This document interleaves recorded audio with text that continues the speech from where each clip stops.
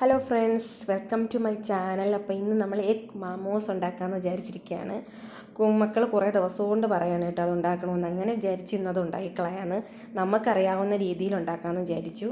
അപ്പോൾ ആദ്യം കുറച്ച് മൈദ എടുത്തു, അത് കുഴച്ചു. അതിന് ശേഷം പിന്നെ കുറച്ച് മുട്ട, 10 മുട്ടയോളം ഉണ്ട്, അത് പൊട്ടിച്ച് ഒഴിച്ചു. 1/2 കിലോ മാവിലാണ് നമ്മളിപ്പോൾ ഇത് ഉണ്ടാക്കുന്നത്. 10 മുട്ട എടുത്തിട്ടുണ്ട്. അപ്പോൾ അത് ഇത്തിരി 8 മുട്ടയോ 7 മുട്ടയോ ആയാലും കുഴപ്പമൊന്നുമില്ല.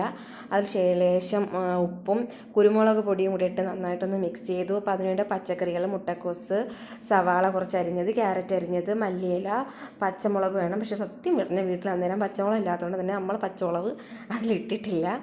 അപ്പോൾ അതിന് ശേഷം പിന്നെ ഒരു നമ്മൾ ഫ്രൈ പാൻ അടുപ്പിൽ വെച്ച് വെളിച്ചെണ്ണ ഒഴിച്ചിട്ട് നമ്മുടെ മുട്ടയും കുരുമുളകും ഉപ്പും കൂടെ ഇട്ട് മിക്സ് ചെയ്തത് നമ്മളിൽ നിന്ന് ചിക്കി തോത്തി എടുത്തിട്ടുണ്ട്. അതിനുശേഷം അതിലേക്ക് ഈ അരിഞ്ഞു വെച്ചിരിക്കുന്ന വെജിറ്റബിൾ എല്ലാം നമ്മളേതായ രീതിയിലാണ് കേട്ടോ ഉണ്ടാക്കുന്നത്. അതിൽ എന്തെങ്കിലുമൊക്കെ പാകപ്പിഴയൊക്കെ വന്നാൽ വലിയ കുക്കിംഗ് ഒക്കെ ചെയ്യുന്നവരൊക്കെ ഒന്ന് ക്ഷമിച്ചിരിക്കണം കേട്ടോ. നമുക്ക് വേണ്ടി നമ്മളെ വീട്ടിലുള്ള മക്കൾക്കും നമുക്കും വേണ്ടി നമ്മൾ തട്ടിക്കൂട്ട് പരിപാടികളൊക്കെ ആയിട്ട് ചെയ്യുന്നതാണ് കേട്ടോ. അപ്പോൾ എന്നിട്ട് ഈ പച്ചക്കറികളെല്ലാം കൂടെ ഇട്ട് തന്നെ മല്ലിയില ഞാൻ നേരത്തെ ഇട്ടു, സോറി ഗൈസ്, അപ്പോൾ നേരത്തെ ഇട്ടു. സംഭവം അത് ലാസ്റ്റ് ഇടാനുള്ളതായിരുന്നു. പിന്നെ കുഴപ്പമില്ല, എല്ലാം കൂടിയൊക്കെ ഇട്ടൊന്ന് മിക്സ് ചെയ്തു. അതിൽ ഉപ്പ്, മഞ്ഞൾപ്പൊടി, കുരുമുളക് പൊടി, കുറച്ച് ലേശം മഞ്ഞൾപ്പൊടി ഒക്കെ ഇട്ടു. അതിനുശേഷം നന്നായിട്ടൊന്ന് ഇളക്കി അതെല്ലാം ഒന്ന് മിക്സ് ചെയ്ത് യോജിപ്പിച്ചിട്ട് നമ്മൾ കുറച്ച് സോയാ സോസും കൂടെ ഇതിൽ ആഡ് ചെയ്തിട്ടുണ്ട് കേട്ടോ. അപ്പോൾ ഇതാണ് കേട്ടോ ഇതിൻ്റെ നമ്മളെ ഒരു തട്ടിക്കൂട്ട് പരിപാടിയാണ്. കാരണം ഇന്ന് വെറുതെ ഇരുന്നപ്പോൾ ഉണ്ടാക്കാമെന്ന് വിചാരിച്ചതാണ് കേട്ടോ. അപ്പോൾ ഇതാണ് ഫൈനൽ ലുക്ക്, അതിൻ്റെ ഒരു ഫൈനൽ ലുക്ക് ഇതാണ്.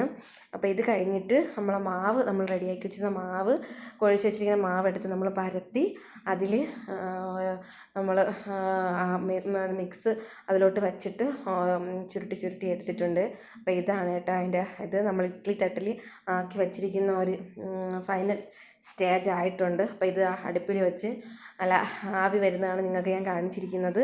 അതിന് ശേഷം ചൂടോടെ നമ്മൾ മയോണൈസും സോസും കൂട്ടി കഴിക്കാൻ നല്ല ടേസ്റ്റായിരുന്നു.